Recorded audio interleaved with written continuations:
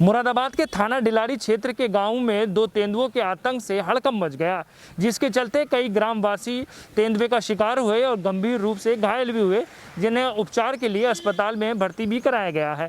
One विभाग का ये कहना है कि तेंदुए अब गांव से चले गए हैं, अब किसी प्रकार की घबराने की आवश्यकता नहीं है। उत्तर प्रदेश के मुरादाबाद जनपद के डिलारी के ग्राम मुस्तापुर के जंगल में तेंदुए ने गांव वालों पर हमला बोल दिया, जिसमें 9 ग्रामीण बुरी तरह जख्मी हो गए हैं। इस घटना के बाद वन विभाग ने शाम कई जगह तेंदुए के संभावित ठिकानों को खंगाला। तड़के वन विभाग की टीम ने नए सिरे से गांव वालों के साथ जंगल में कॉम्बिंग की। डीएफओ ने कहा कि जिस जगह की घटना है वहाँ नदी पार जंगल है, हो सकता है कि रात में तेंदुआ जंगल में निकल गया हो। तेंदुए के हमले में गंभीर घायल को वन विभाग हर संभव मदद कराएगा। हमले में 4 ग्रामीणों की हालत चिंताजनक बनी हुई है और 5 घायलों का इलाज इलाके के सरकारी अस्पताल में चल रहा है। डिलारी के मुस्तापुर गांव के पास खेत में कल देर शाम ग्रामीण जंगल के पास जा रहे थे। इसी बीच उनको तेंदुआ दिखा। अचानक तेंदुए ने उन पर हमला बोल दिया। इस हमले में 9 लोग बुरी तरह जख्मी हो गए हैं, जिनके परिजन उनका मुरादाबाद और सरकारी अस्पतालों में इलाज के लिए लेकर गए, लेकिन वहाँ 4 घायलों की हालत गंभीर होने के चलते जिला अस्पताल से हायर सेंटर रेफर कर दिया गया।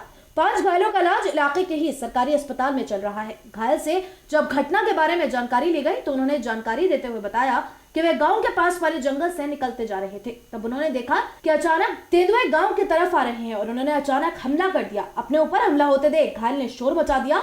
शोर और चीख पुकारों की आवाज सुनकर ग्रामीण इकट्ठा हो गए।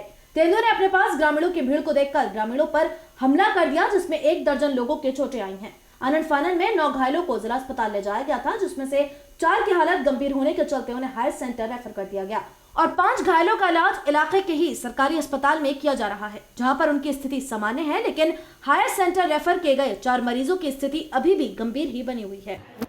कुल मेरी ग्राम पंचायत मुस्तफापुर बढ़ेरा के 9 लोग जख्मी हुए हैं। काफ़ी दुखद घटना है और बस ये तो मतलब कि एक तरह का कहर है। तो इसमें 2 लोग जब इस्लाम और इंसाफ जो हैं कलवा के लड़के जंगल की तरफ जा रहे थे, उन्हें जो है सामने चीता दिखाई दिया।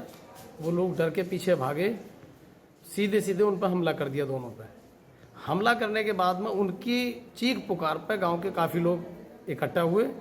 जब भीड़ इकट्ठा हुई, भीड़ जब उधर को चली तो भीड़ को देख के वो 2 थे, एक छोटा चीता था, एक बड़ा था। वो चीता था या कुछ लोगों को कहना तेंदुआ था? ना चीता बता रहे हैं, मैंने नहीं देखा, लेकिन बंदे के बताने वाले जो हैं चीता बताते हैं। तो अब जैसे वो 2 थे, तो मतलब कि जो भीड़ को देखने के बाद में भीड़ पर जो है पूरी तरह हमलावर होते थे वो।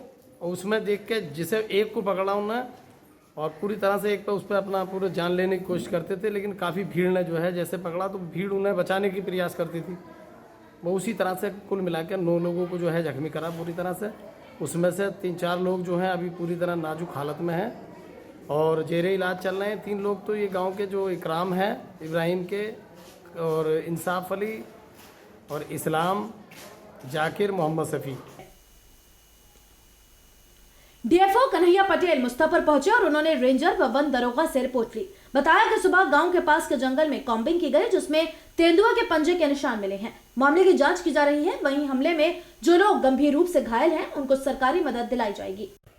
सर, ये मुस्तफर बोलने में कल तेंदुए द्वारा कुछ लोगों को घायल किया गया है, आपके तरफ से क्या कार्रवाई की जा रही है?